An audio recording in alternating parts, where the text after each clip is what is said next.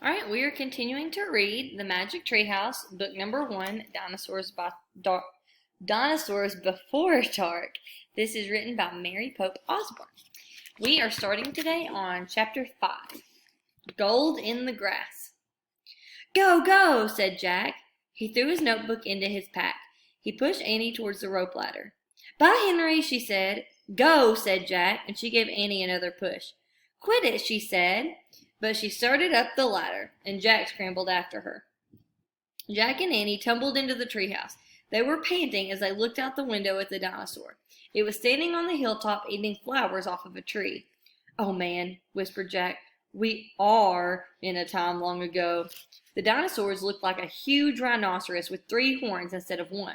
It had 2 long horns above its eyes, and another one grew out from its nose. It had a big shield-like thing behind its head. Triceratops, said Jack. Does he eat people? Whispered Annie. I'll look it up. Jack grabbed the dinosaur book and he flipped through the pages. There, Jack said, pointing to a picture of a Triceratops. Here, let's read the caption. The Triceratops lived in the late Cretaceous period. This plant-eating dinosaur weighed over 12,000 pounds. So if it was a plant-eating dinosaur, did it eat humans? Jack slammed the book shut. Just plants, no meat. Good, said Annie. Let's go see him up close. Are you crazy? Said Jack. Well, don't you want to take notes about him? Asked Annie. We're probably the first people in the whole world to have ever seen a real live Triceratops. Jack sighed. Annie was right. Okay, let's go, he said. Jack shoved the dinosaur book into his pack. He slung his pack over his shoulder. Annie started down the ladder and Jack followed her. Just promise you won't pet him, Jack called down to Annie. I promise, said Annie. Promise you won't kiss him, said Jack. I promise, said Annie. Promise you won't talk to him. I promise, said Annie. Promise you won't. Don't worry, said Annie. Stop. Annie and Jack stepped off the ladder.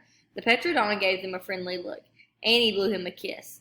Be back soon, Henry, she called. Shh, said Jack, as he led the way slowly and carefully through the ferns. When Jack and Annie reached the bottom of the hill, they knelt down behind a bush.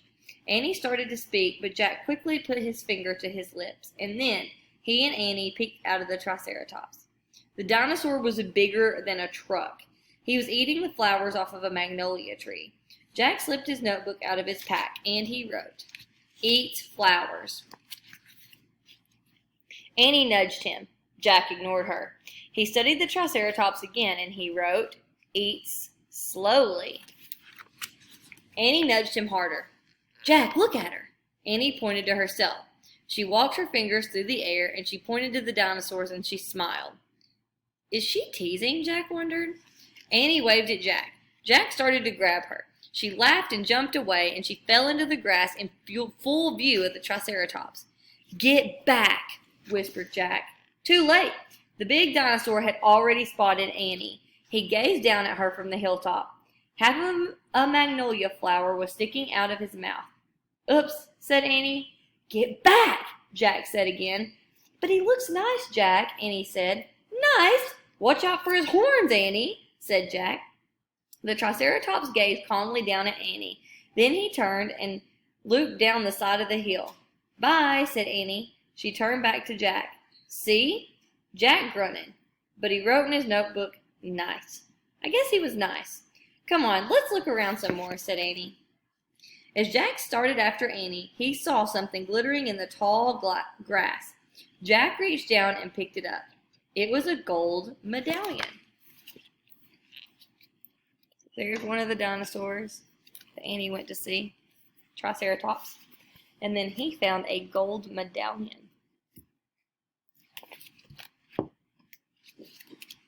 A letter was engraved on this medallion, a fancy M.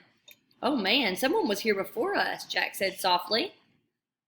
Chapter 6, Dinosaur Valley. Annie, look at this, Jack called. Look what I found. Annie had gone up to the hilltop. She was picking a flower from the magnolia tree. Annie, look, a medallion, shouted Jack. But Annie wasn't paying attention to Jack. She was staring at something on the other side of the hill. Oh, wow, she said, clutching her magnolia flower. She took down off the hill. Annie, come back, Jack shouted. But Annie just disappeared. Oh, brother, Jack muttered. He stuffed the gold medallion in his jean pocket, and then Jack heard Annie shriek. Annie? He said. Jack heard another sound as well, a deep, bellowing sound like a tuba. Jack, come here quick, Annie called. Jack raced up the hill, and when he got to the top, he gasped. The valley below was filled with nests, big nests made out of mud. The nests were filled with tiny dinosaurs. Annie was crouching next to one of the nests. Towering over her was a gigantic duck-billed dinosaur. Don't panic, don't move, said Jack. He stepped away slowly down the hill and went towards Annie. The huge dinosaur was waving her arms and making a tuba sound.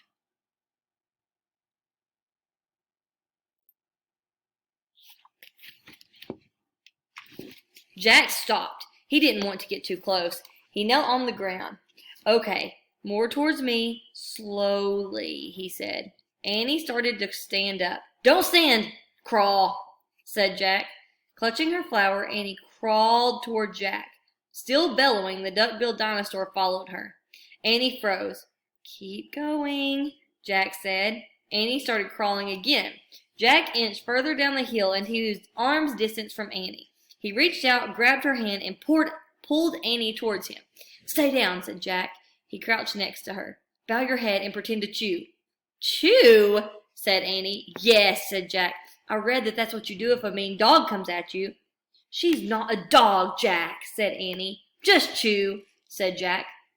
Jack and Annie both bowed their heads and pretended to chew. Soon the dinosaur grew quiet. Jack looked up. I don't think she's mad anymore, he said. You saved me, said Annie. Thanks. You have to use your brain, Annie, said Jack. You just can't go running towards a nest of babies. There's always a mother nearby. Annie stood up. Annie, don't, said Jack. Too late. Annie held out her magnolia flower to the dinosaur. I'm sorry I made you worry about your baby, she said. The dinosaur moved closer to Annie. She grabbed the flower from her hands and reached for another. No more, said Annie. The dinosaur let out a sad tuba sound. But there are more flowers up there, Annie said, and she pointed to the top of the hill. I can go get you some. Annie hurried up the hill, and the dinosaur waddled after her. Jack quickly looked at the dinosaur babies. There were some crawling out of their nests. Where are the other mothers? Jack wondered. Jack took out the dinosaur book, and he flipped through the pages. He found a picture of the duck-billed dinosaurs, and he read the caption. The Anatosaurus lived in colonies, and there were few mothers that babysat the nests while others looked for food. So in the book it said that those dinosaurs, only a few of the mothers stayed by and watched the nests, and the rest of the mothers went and looked for food. So there were probably more mothers close by looking for food. Hey, Jack, Annie called. Jack looked up. Annie was at the top of the hill feeding magnolia flowers to the giant Anatosaurus. Guess what? Said Annie. She's nice too. Suddenly the Anatosaurus made her terrible tuba sound. Annie crouched down and started to chew. The dinosaurs charged down the hill. She seemed afraid of something. Jack put the book on top of his pack and he hurried towards Annie. I wonder why she ran away, said Annie. We were starting to be friends. Jack looked around and what he saw in the distance almost made him faint. An enormous monster was coming across the plain.